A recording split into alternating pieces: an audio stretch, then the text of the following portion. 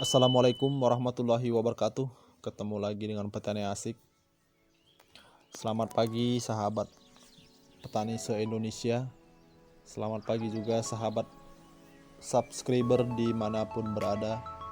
Saya doakan yang sudah subscribe channel ini semoga selalu dalam keadaan sehat, sukses menjalankan aktivitasnya, dan dipermudahkan segala urusannya. Mudah-mudahan ilmunya berkah dan mendapatkan rezeki yang banyak, yang halal, yang bermanfaat. Amin. Sebelum kita lanjutkan video ini, bagi yang belum subscribe channel ini, saya mohon keikhlasannya dan kerendahan hatinya untuk membantu channel ini dengan cara menekan tombol di bawah ini. Subscribe, tombol loncengnya dinyalakan supaya bisa menonton video baru dari channel ini dan dibagikan ke teman-teman kita semua sebanyak-banyaknya.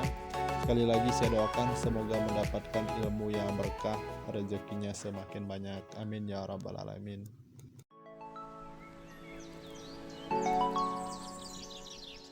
Mengenal fase atau stadia pertumbuhan tanaman bawang merah. Salah satu faktor yang mempengaruhi produktivitas tanaman bawang merah adalah pemeliharaan atau teknik budidaya. Buat sahabat petani, cara bercocok tanam bukanlah hal yang sulit, namun memelihara tanaman sehingga pertumbuhan dan perkembangannya baik tidaklah gampang. Bisa jadi pengalaman dari kebiasaan usaha tani adalah kunci keberhasilan untuk memperoleh produktivitas tanaman yang tinggi. Meski demikian, buat kita yang masih baru menekuni dunia pertanian, tentu tak berharap harus melewati waktu yang cukup panjang. Untuk mendapatkan guru yang terbaik adalah pengalaman. Pengalaman itu ada pada pendekatan yang cukup efektif untuk menentukan tindakan budidaya yang tepat, yaitu dengan memahami fase pertumbuhan tanaman bawang merah dari mulai tanam hingga panen. Setiap fase pertumbuhan mempunyai ciri khas yang dengannya kita bisa mengetahui saat-saat penting atau kritis bagi pertumbuhan dan perkembangan tanaman. Memahami kebutuhan tanaman, ketika itu kita ambil tindakan perlindungan sehingga setiap fase bisa berlangsung dengan baik. Fase-fase pertumbuhan tanaman bawang merah disajikan berdasarkan informasi atau data dan karakteristik varietas unggul berdaya hasil tinggi.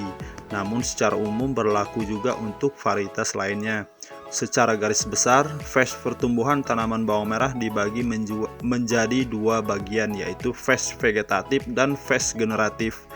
Namun ada yang membaginya lagi, fase generatif menjadi fase produktif dan pematangan, menjadi 4 fase, yaitu fase sebelum tanam, fase pertumbuhan, fase pembentukan umbi, yang keempat fase pengisian umbi. Di video sebelumnya sudah saya bahas fase pertama, yaitu fase sebelum ditanam. Bagi yang belum menonton video sebelumnya, silahkan ditonton di video ini bos, nanti linknya ada di deskripsi di bawah ini. Mengenal unsur hara kebutuhan tanaman. Tanaman merupakan unsur hara yang lengkap agar dapat tumbuh dengan baik dan menghasilkan produk yang berkualitas. Pemenuhan unsur hara kebutuhan tanaman merupakan hal yang mutlak dilakukan karena ketersediaan unsur hara di dalam tanah sangat terbatas dan semakin berkurang karena telah terserang oleh tanaman. Unsur hara yang dibutuhkan tanaman dapat digolongkan dalam dua bagian besar, yaitu unsur hara makro. Unsur hara makro yaitu unsur yang dibutuhkan tanaman dalam jumlah besar.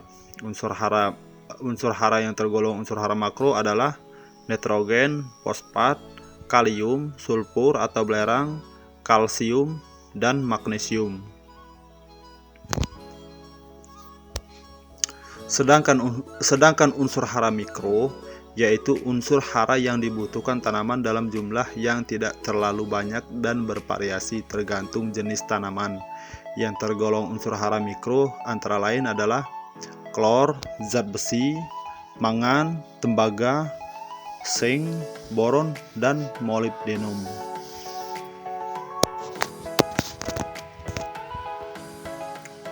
Di video ini akan saya jabarkan mengenai unsur hara yang dibutuhkan tanaman, yaitu unsur hara makro, nitrogen dan fosfat untuk di fase vegetatif. Yang pertama, unsur nitrogen merupakan unsur hara makro dan mutlak dibutuhkan oleh tanaman, merangsang pertumbuhan vegetatif tanaman secara keseluruhan, khususnya pertumbuhan akar, batang, dan daun. Berperan dalam pembentukan zat hijau daun klorofil yang sangat penting untuk melakukan proses fotosintesis, berperan dalam pembentukan protein, lemak, dan berbagai persenyawaan organik lainnya. Gejala tanaman yang kekurangan unsur nitrogen: pertumbuhan tanaman berjalan lambat, tanaman kurus dan kerdil, daun hijau kekuningan, pendek, kecil, dan tegak. Daun yang sudah tua berwarna hijau muda, kemudian berubah kuning dan layu. Bila sempat berbuah, buahnya akan kerdil, cepat masak, lalu rontok.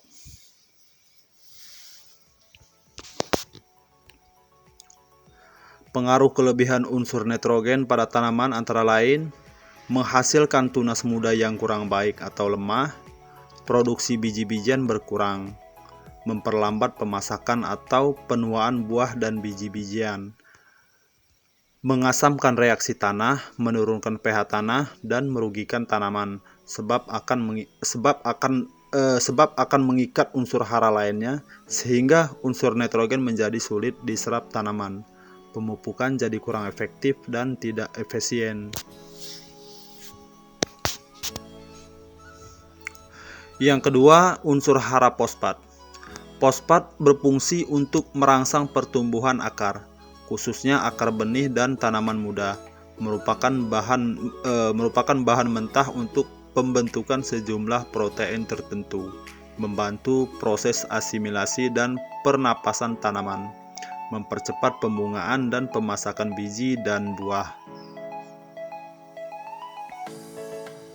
Gejala kekurangan unsur fosfat adalah seluruh warna daun berubah menjadi lebih tua dan sering tampak mengkilap kemerahan.